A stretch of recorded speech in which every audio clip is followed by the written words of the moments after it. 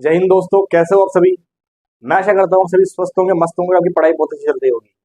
धमाका सीरीज की ये वीडियो हम राजस्थान के जो चौहान है वो पढ़ रहे हैं, और उसके अंदर आज हम बात करेंगे जालोर के चौहानों की। और सीईटी को लेकर के ये स्पेशल सीरीज चलाई जा रही है, धमाका सीरीज। तो आप सब लोग इससे जुड़िए। आपके जो एग्जाम है सितंबर अक्टूबर में, आपके एग्जाम है सीईटी को लेकर, तो अच्छे से तैयारी कीजिए।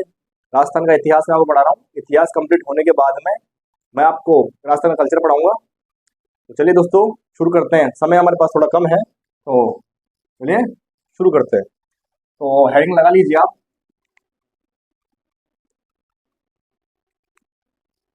जालोर के चौहान। जालोर के चौहान।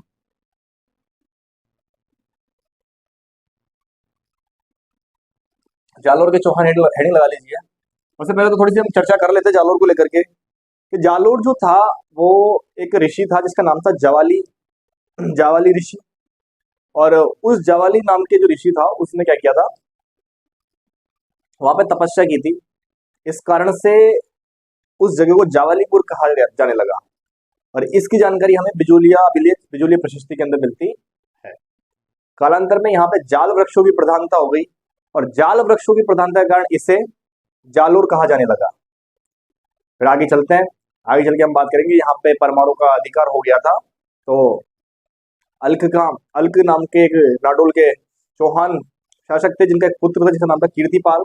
और उस कीर्तिपाल ने जो कुंतपाल परमार है उसको हरा करके जालोर के अंदर सोनाग्रा चौहानों की नींव रख दी थी। जालोर का जो किला है वो स्वर्णगिरी किला है, कांचनगिरी उसका अन्य नाम है उनके। तो ये सारी जानकारी है जालोर को लेकर के। चलिए हम नोट डाउन करते हैं। सबसे पहले शासक की बात करेंगे हम, कि जालोर का जो नाम है वो जावाली ऋषि, जावाली ऋषि की तपोभूमि होने के कारण क्या पड़ा, जावालीपुर। क्या नाम पड़ गया, जावाली ऋषि की तपोभूमि होने के कारण इसका नाम जावालीपुर पड़ गया। और इसकी जानकारी हमें किसमें मिलती है, तो मिलती है बिजोलिया अभिलेख, बिजोलिया प्रशस्ति के लो, अभिलेख के लो। पहली जानकारी हमारे पास। दूसरी, जालोर नाम क्यों पड़ा, कौन से वृक्ष की प्रधानता है यहाँ पे, जाल वृक्षों की क्या है प्रधानता। जाल वृक्षों की प्रधानता गाड़ी से क्या कहा जाने लगा, जालोर कहा जाने लगा।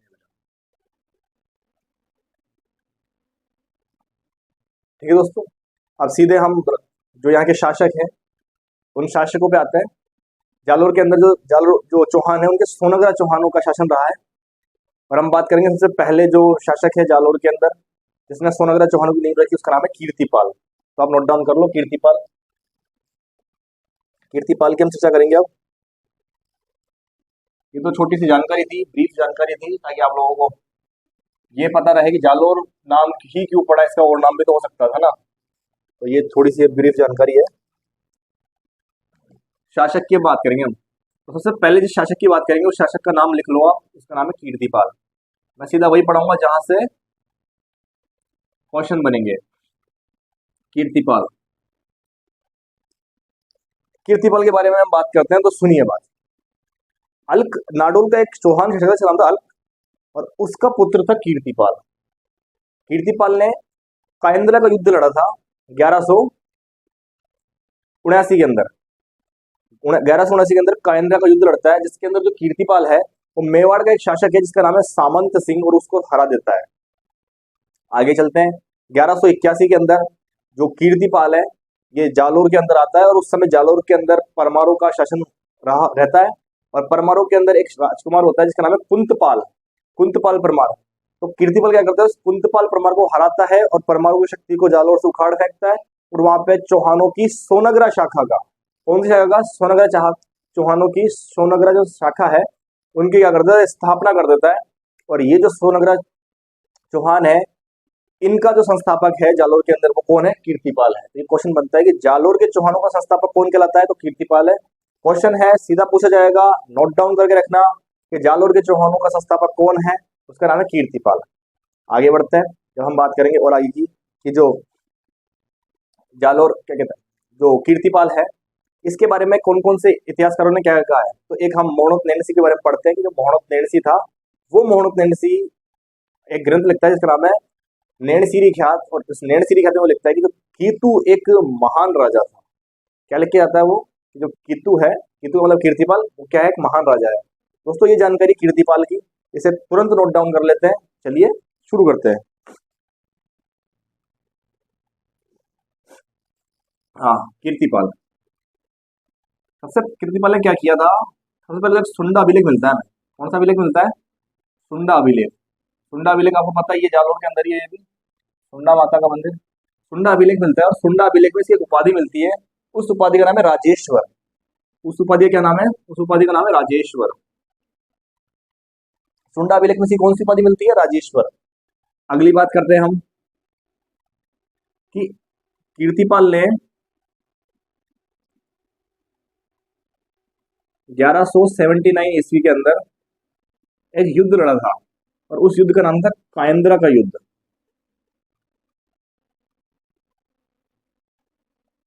और इस कायंद्रा के युद्ध में इसने, इसका जो सामना होता है वो मेवाड़ के शासक सामंत सिंह के साथ में होता है।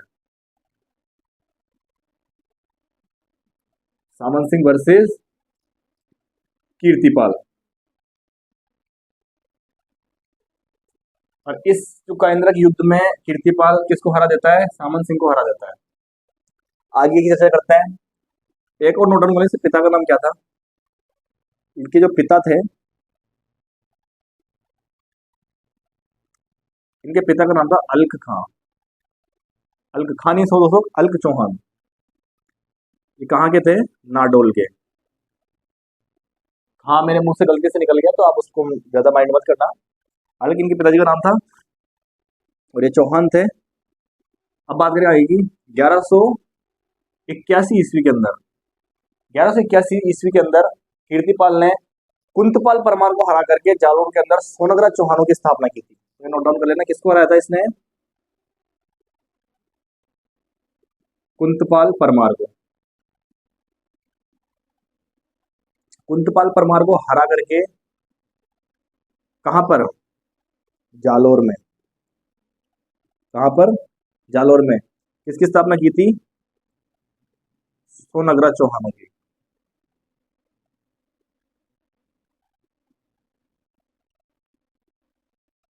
सोनगरा चौहान क्या कर दी, स्थापना कर दी। इस कारण से जालौर के चौहानों का संस्थापक कौन कहलाता है, जालौर के चौहानों का संस्थापक, जालौर के चौहानों का जो संस्थापक कहलाता है उसका नाम है कीर्तिपाल। सीधा क्वेश्चन पूछ लिया जाएगा, और आपको आंसर पुटअप करना है कि भाई इसका आंसर क्या होगा, कीर्तिपाल है। उतार लो दोस्तों, कीर्तिपाल के बारे में यही है। फिर नेक्स्ट बात करते हैं, अगले जो भी शासक है उसकी बात करते हैं। उतार लो आप इसको फटाफट, जल्दी उतारो बस थोड़ा सा, या आप स्क्रीनशॉट ले लो इसका।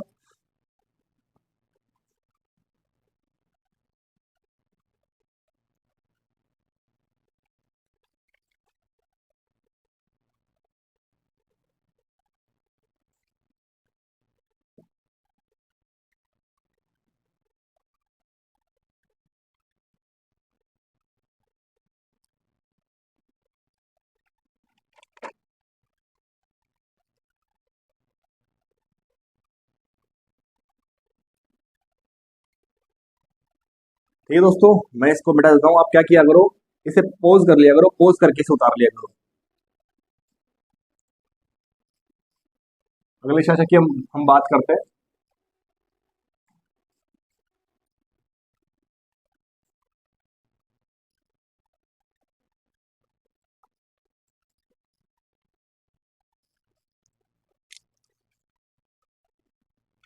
अगला शासक है, उसका नाम है समर सिंह। अगले शासक का क्या नाम है, अगले शासक का नाम है समर सिंह।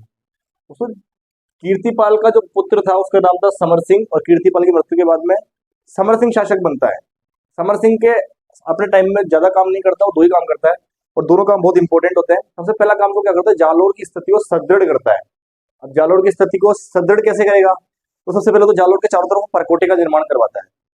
जालोर का जो किला है उसका निर्माण करवा उसको परकोटे का निर्माण करवाता है, उसको मजबूत करवाता है और वहां पे शस्त्रागार का निर्माण करवाता है, कोषागार का निर्माण करवाता है। शस्त्रागार का निर्माण करवाने के क्या फायदे होते हैं कि वो अपने जो स्वयं के हथियार है वो स्वयं ही ढाल सकते हैं, बाहर से आयात करने की उन्हें जरूरत नहीं है और स्वयं के हथियार वो स्वयं ढाल लेंगे तो विभिन्न विभिन्न प्रकार के वो हथियार बना सकते हैं। तो ये जो उसके द्वारा काम किया जाता है इससे क्या होता है, जालोर की स्थिति सुदृढ़ हो जाती है। किसके द्वारा? समर सिंह के द्वारा काम किया जाता है। और दूसरा जो काम किया जाता है, जिसकी एक पुत्री होती है जिसका नाम है लीला देवी, और उस समय जो गुजरात के अंदर चालुक्य शासक भीम सिंह द्वितीय का शासन था। और हमने बात की थी पृथ्वीराज चौहान की, जब मैंने बात की थी तृतीय की, कि पृथ्वीराज चौहान ने भीम द्वितीय है चालुक्य शासक उसको हरा दिया था। क्यों हरा दिया था? क्योंकि जो भीम द्वितीय है वो किससे शादी करना चाहता था? आबू की एक प्रबा राजकुमारी थी इच्छिणी देवी, उससे वो शादी करना चाहता था। परंतु शादी कर कौन लेता है? तो पृथ्वीराज तृतीय जो है वो शादी कर लेता है। तो वो जो भीम द्वितीय है वो भीम द्वितीय है, उस भीम द्वितीय से ये जो समर सिंह है अपनी पुत्री जिसका नाम होता है लीला देवी, उसका क्या है, विवाह करवा देता है।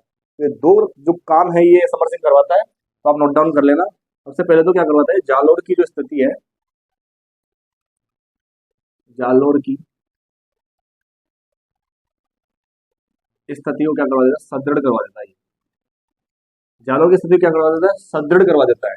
और वो करवाता कैसे है, ये जालोर का जो किला है उसके परकोटे का निर्माण करवाता है, वहां पे शस्त्रागार का निर्माण करवाता है, और उसके बाद में यहाँ पे क्या बनाता है, कोषागार का निर्माण करवाता है। इनके क्या करवा देता है, ये इनके निर्माण करवा देता है।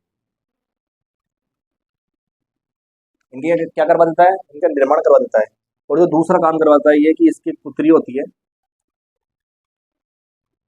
और इस पुत्री का नाम है लीला, लीला दे या लीला देवी एक ही बात है। इसका ये विवाह करवाता है किससे, भीम द्वितीय से। और ये भीम द्वितीय कहाँ का है, तो एक तो चालुक्य ही है और वो भी कहाँ का है, गुजरात का। तो आप ये चीज समझ पा रहे हो कि चालुक्यों के साथ ये विवाह संबंध स्थापित कर रहा है, तो इन दोनों के मध्य अच्छे संबंध स्थापित हो रहे हैं। चौहानों को अब चालुक्य से ज्यादा खतरा नहीं है, क्यों? क्योंकि उन्होंने विवाह संबंध स्थापित कर लिया। पहले के टाइम पे जो विवाह होते थे वो राजनीतिक विवाह हुआ करते थे, ताकि आपसी संबंधों को सुधारा जा सके। तो ये दो चीजें इसके बारे में है, नोट डाउन करो आप। हम आगे की बात करते हैं फिर उसके बाद में। यहाँ मैं बात कर लेता हूँ अगले शासक की। समर सिंह दूसरा हो गया है। इसके बाद में समर सिंह का पुत्र होता है जिसका नाम होता है उदय सिंह। समर सिंह का पुत्र उदय सिंह, और उदय सिंह के बारे में, उदय सिंह का जो टाइम है वो 1205 से 1257 ईस्वी के बीच में होता है। 1205 से 1257 ईस्वी के बीच में होता है किसका, उदय सिंह का टाइम। तो उदय सिंह क्या करता है, उदय सिंह जो जालोर की स्थिति सुदृढ़ करे, कौन जा रहा है, समर सिंह, उस सुदृढ़ स्थिति का और विस्तार करता है। जब जालोर की स्थिति मजबूत हो गई है, जालोर खुद मजबूत हो गया है, तो उदय सिंह उसको और विस्तार करता है। और विस्तार क्या करता है, ये जो नाडोल है, मंडोर है, और मंडोर का जो क्षेत्र है, नागौर का जो क्षेत्र है, इनको क्या करता है, ये अपने अधिकार में कर लेता है। उन पे आक्रमण करके उनको अपने अधिकार में ले लेता है। उदय सिंह के बारे में कहा जाता है कि इसके टाइम पर दिल्ली के अंदर इल्तुतमिश का शासन था, और उदय सिंह ने इल्तुतमिश तक को चुनौती दे दी थी। और ऐसा कहा जाता है कि इल्तुतमिश से ही उसने मंडोर को छीना था, मंडोर जो जोधपुर में है, ठीक है। और एक गुजरात के शासक होता है लवण प्रसाद, उस लवण प्रसाद को भी कौन हराता है, तो उदय सिंह ही हराता है। तो इसके बारे में मोटी मोटी 2-3 जानकारी हमें मिलती है कि इसने क्या किया था। इसने सबसे पहले काम क्या किया था, जालोर के क्षेत्र का विस्तार।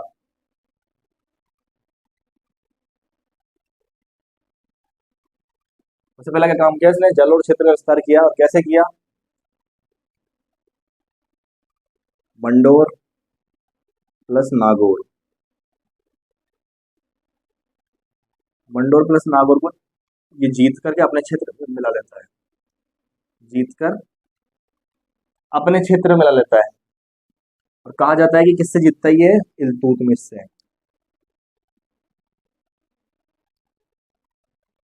इल्तुतमिश को चुनौती देता है,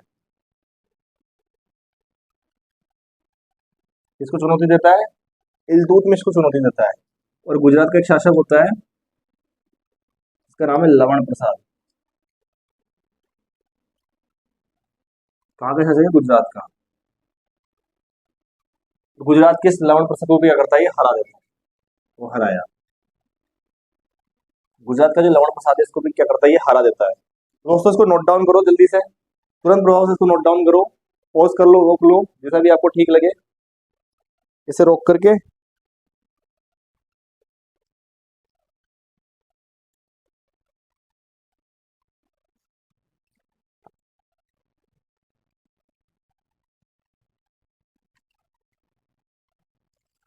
ठीक है दोस्तों, आगे बढ़ते हैं।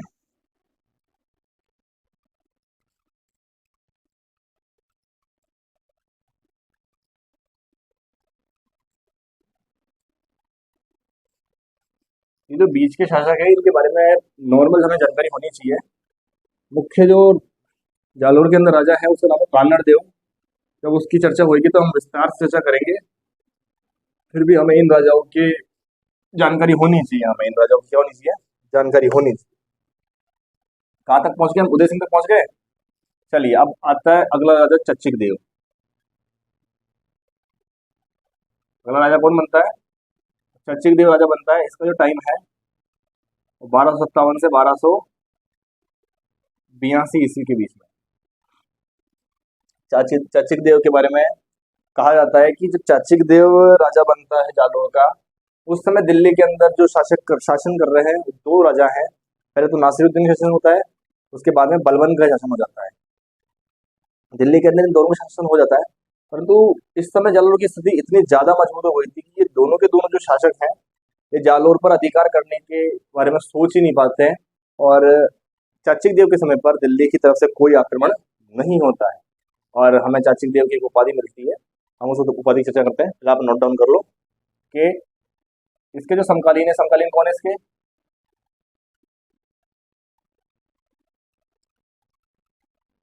दिल्ली का नासिरुद्दीन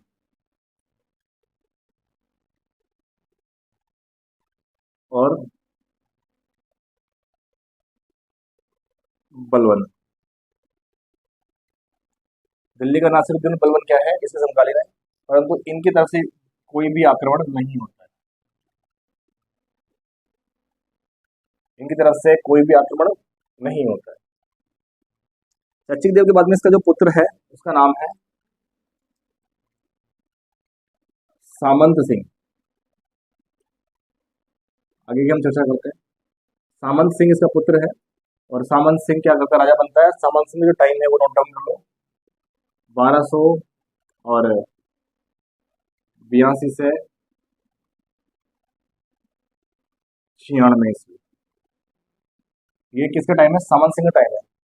इसके टाइम पर एक घटना होती है महत्वपूर्ण, और वो ये घटना होती है कि जो 1290 है, उस 1290 के अंदर जलालुद्दीन खिलजी जालोर पर आक्रमण करता है।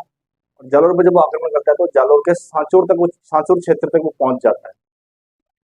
ऐसी स्थिति में जालोर की व्यवस्था चरमरा जाती है और जालोर के ऊपर खतरे के बादल छाने लगते हैं। तब सामंत सिंह बड़ी समझदारी का परिचय देता है। और ये एक व्यक्ति होता है जिसका नाम होता है समर सिंह बघेला। इसका नाम क्या होता है? समर सिंह बघेला। उससे सहायता प्राप्त करता है। उससे सहायता प्राप्त करके ये जो जलालुद्दीन खिलजी है, उस जलालुद्दीन खिलजी को रोक देता है। मतलब जलालुद्दीन खिलजी से युद्ध करता है और उसकी सेना को रोक देता है। इससे क्या होता है? जालोर के ऊपर जो संकट आता है, खिलजी संकट, वो टल जाता है। इसके बारे में यही है कि इसने तो सामंत सिंह स्वयं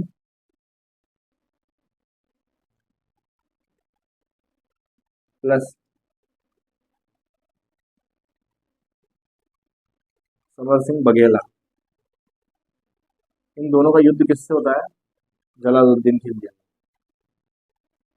कब होता है? 1290-91 में। 1290-91 में इनके बीच में युद्ध होता है। लेकिन सामंत सिंह अल्लाह जो जलालुद्दीन खिलजी है इसके जो सांचौर अभियान के तहत आगे बढ़ने की जो प्रवृत्ति है उसको रोक देता है और जलालुद्दीन खिलजी वापस चला जाता है। तो सामंत सिंह के बारे में ये जानकारी है, आप नोट डाउन कर लो, फिर हम आगे बढ़ते हैं।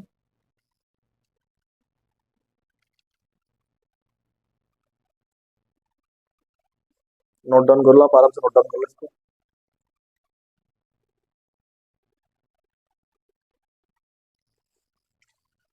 एक दो चीजें और नोट कर लो इसके अंदर। चच्चिक देव की जो उपाधि थी, उस उपाधि का नाम था महाराजा धीराज। महाराजा धीराज, ठीक है दोस्तों। चच्चिक देव की उपाधि थी, उस उपाधि का नाम था महाराजा धीराज उपाधि था। और ये समर सिंह नहीं है, थोड़ा सा स्किप हो गया था। इसका नाम है सारंग देव,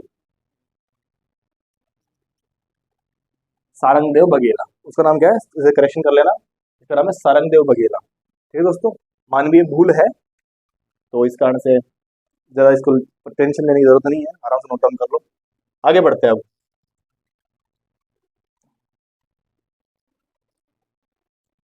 अब इसके बाद में सामंत सिंह का जो पुत्र है काहनड़ देव, वो राजा बनेगा जालोर का। और यहीं से हमारी मुख्य बात स्टार्ट होगी, पूरी जो बात है यहीं से स्टार्ट होगी।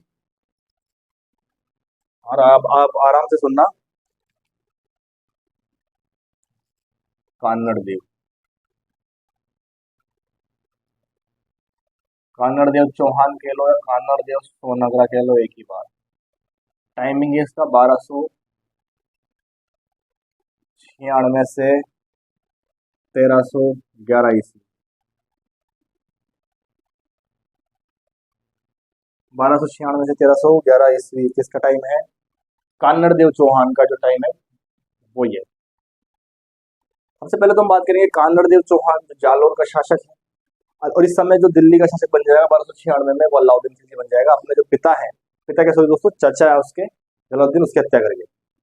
अब अलाउद्दीन खिलजी और जालोर के मध्य संघर्ष के कारण क्या क्या थे, उन कारणों की मैं चर्चा करूंगा। हालांकि कल वाली वीडियो के अंदर मैंने उन कारणों की चर्चा की थी, पर अब हम जब हम यहाँ बात करें तो हमें फिर से उनकी चर्चा करनी पड़ेगी।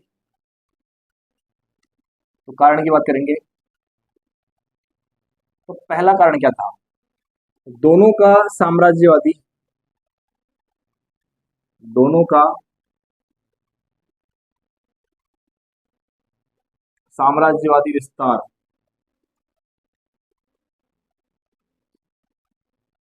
की नीति रखना। मतलब कि जो अलाउद्दीन खिलजी, उसके बारे में हम जानते हैं, ये कल मैंने चर्चा की थी इसकी, कि वो किस तरह सिकंदर बनने का ख्वाब देखता है, और फिर वो भारत को जीतने का, पूरे भारत को जीतने का सपना देखता है, और सिकंदर सानी को कहता है। तो उसकी जो साम्राज्य विस्तार की नीति थी जो थी, यहाँ पे कानड़ देव सोनगरा का भी थी, वो भी अपने साम्राज्य विस्तार करना चाहता था। तो पहली जो थी कि दोनों का साम्राज्यवादी नीति रखना। दूसरा दूसरा मैंने कहा था कि अलाउद्दीन की सेना, सेना से लूटपाट, सेना से लूटपाट। मैंने कहा था कल कि जब अलाउद्दीन की सेना गुजरात के अंदर आक्रमण करने जाती है, गुजरात के मंदिर को तोड़, शिव सोमनाथ के मंदिर को तोड़ करके उसके शिवलिंग को लेकर के आती है, तो कानड़ देव सोनागरा को पता चलता है कि भाई ये बात है क्या, कि ये लोग सोमनाथ मंदिर को तोड़कर, लूट करके उसके शिवलिंग को तोड़ करके अपने साथ लेके जा रहे हैं। तो कानड़ देव सोनागरा अपने साथ, अपने जो सेनापति है जेता और देवड़ा, इनके साथ में क्या करता है, उस सेना पर आक्रमण कर देता है, और उससे वो अवशेष जो मूर्ति होती है, शिवलिंग होती है, उससे वो छीन लेता है और लूटपाट कर लेता है। मैंने कल बात की थी इस चीज की। दूसरा क्या था, सेना से लूटपाट, दूसरा कारण हो गया। तीसरा कारण, जो हमारे नैणसी जी हमको बताते हैं कि वीरमदेव व अलाउद्दीन की एक पुत्री थी जिसका नाम था फिरोजा। अलाउद्दीन पुत्री का नाम था फिरोजा। इनके मध्य प्रेम संबंध, इनके मध्य क्या है, इनके मध्य कोई प्रेम संबंध था, और ये अलाउद्दीन खिलजी को पसंद नहीं था। इस कारण से क्या है, इन दोनों के मध्य संघर्ष होना स्वाभाविक था। तो ये कुछ ऐसे मोटे मोटे से कारण है हमारे पास में, जिससे क्या होता है कि जो अलाउद्दीन खिलजी है वो जो जालोर है उस पर आक्रमण करने के लिए आतुर हो जाता है। और कुछ ग्रंथ भी है, मैं उसकी चर्चा करता हूँ। एक ग्रंथ है जिसका नाम है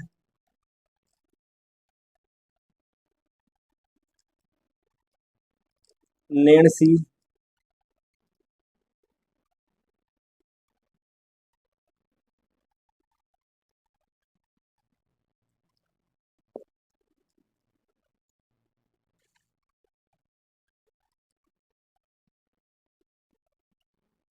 नैणसीरी ख्यात। नैणसीरी ख्यात क्या कारण बताती है हमको, वो समझना दोस्तों। नैणसी क्या है, नैणसी कहता है कि जो कानड़ देव है और अलाउद्दीन खिलजी है, इन दोनों के मध्य क्या संधि होती है। और जब संधि होती है इनके बीच में, तो अलाउद्दीन खिलजी बोलता है कि कानड़ देव तुझे क्या है, मेरी अधीनता स्वीकार करनी पड़ेगी। और कानड़ देव क्या है, मान जाता है कि ठीक है। और कानड़ देव अब के जो राजा अधीनता स्वीकार करता है, या तो उससे खुद जिसकी अधीनता मानी है उसके दरबार में जाके रहना पड़ता है, या वो अपने पुत्र को भेज सकता है। तो कानड़ देव क्या करता है, उसका जो पुत्र है वीरम देव, उसको अलाउद्दीन के दरबार में भेज देता है रहने के लिए। अब वीरम देव क्या करता है, अलाउद्दीन के दरबार में रहता है। इसी बीच में क्या, अलाउद्दीन की एक पुत्री होती है जिसका नाम था फिरोजा। वो फिरोजा वीरम देव को पसंद करना स्टार्ट कर देती है। जो फिरोजा है उसको वीरम देव बहुत ज्यादा पसंद आ जाता है। और जब अलाउद्दीन खिलजी को चीज पता चलती है, तो अलाउद्दीन खिलजी जो कानड़ देव है उसको बुलाते हैं अपने दरबार में, कानड़ देव आओ, हमसे कुछ जरूरी बात करनी है। कानड़ देव पहुंच जाता है कि भाई हाँ बोलो भाई, क्या बात है। तो अलाउद्दीन कहता है कि मेरी पुत्री है फिरोजा, वो तेरे जो पुत्र है वीरम देव को पसंद करती है, और शादी बड़ी धूमधाम से करूंगा मैं। पजेरो तेरे को दे दूंगा, एक पजेरो दे दूंगा, और फॉर्चुनर का भी ट्रेंड चला तो फॉर्चुनर दे दूंगा।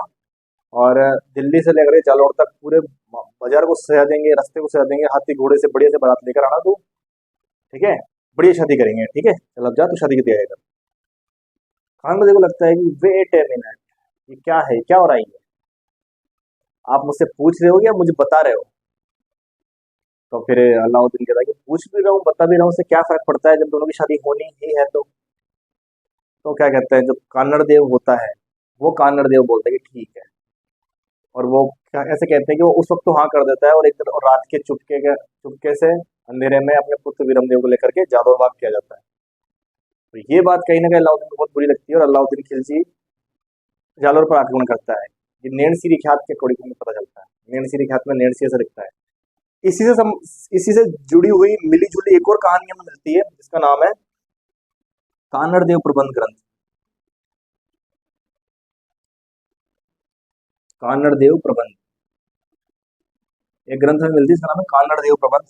और ये जो कानड़ देव प्रबंध ग्रंथ है, इसके अंदर में क्या मिलता है वो सुनना, कि जब अलाउद्दीन की सेना गुजरात के अंदर आक्रमण करने के लिए जा रही थी, तो क्या किया, जालोर के पास पहुंच गई। और जालोर के पास पहुंचते हुए उन्होंने कानड़ देव से कहा कि कानड़ देव हमको आगे बढ़ने थे गुजरात को, हम गुजरात को लूट करके आएंगे। कानड़ देव मना कर देता है सेना को कि नहीं नहीं, तुमको मैं जाने नहीं दे सकता, क्योंकि तुम्हारी जो सेना है तुम ब्राह्मण विरोधी हो, तुम फसलों को बर्बाद कर देते हो, महिलाओं को, बूढ़ों को, बच्चों को बंदी बना लेते हो, और तुम चाहते हो मैं तुमको जाने का रास्ता दूं। तो कहते हैं कि जो अलाउद्दीन की सेना थी वो चित्तौड़ होते हुए गुजरात पहुंच जाती है, और गुजरात में सोमनाथ मंदिर को लूट करके वापस से दिल्ली जा रही होती है जालोर के रास्ते। तो कानड़ देव और उसके जो जेता देवड़ा थे, उन्होंने क्या किया, उस सेना पर हमला कर दिया था और उस सेना को लूट लिया था। ये वाली बात जब अलाउद्दीन को पता चलती है, तो अलाउद्दीन क्या करता है, वहां से दिल्ली से अपनी पुत्री फिरोजा को भेजता है जालोर के अंदर युद्ध करने के लिए। वहां पर जो कानड़देव चौहान है वो उसका स्वागत करता है, परंतु वीरमदेव जो फिरोजा से शादी करने से मना कर देता है। इस पर क्या होता है, जो फिरोजा गुस्सा हो जाती है और कहती है कि वीरमदेव का सिर मुझे दिल्ली में चाहिए। और आगे जब कहानी आगे बढ़ती है, और जब वीरमदेव का सिर काट करके दिल्ली ले जाया जाता है, तो कहते हैं कि फिरोजा जो थी वो इतना प्रेम करती थी वीरमदेव से कि वो इसका अंतिम संस्कार करती है, और स्वयं क्या हो जाता है, स्वयं नदी जो यमुना नदी है उसमें कूद करके जान दे देती है। तो ये कहानी हमें कहाँ से मिलती है, कानड़ देव प्रबंध से हमें ये कहानी मिलती है। इसके बाद में एक और ग्रंथ है, आप पहले नोट डाउन करो, फिर हम आगे की चर्चा करते हैं।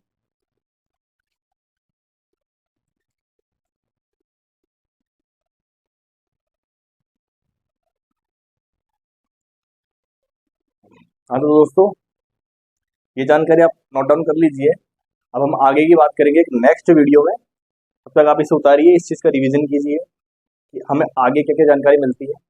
एक हमें ग्रंथ मिलता है तबकात नासिरी, उसके अंदर हमें क्या जानकारी मिलती है, तो हम उसकी भी चर्चा करेंगे। ठीक है दोस्तों, तो आप इसे नोट डाउन कर लो।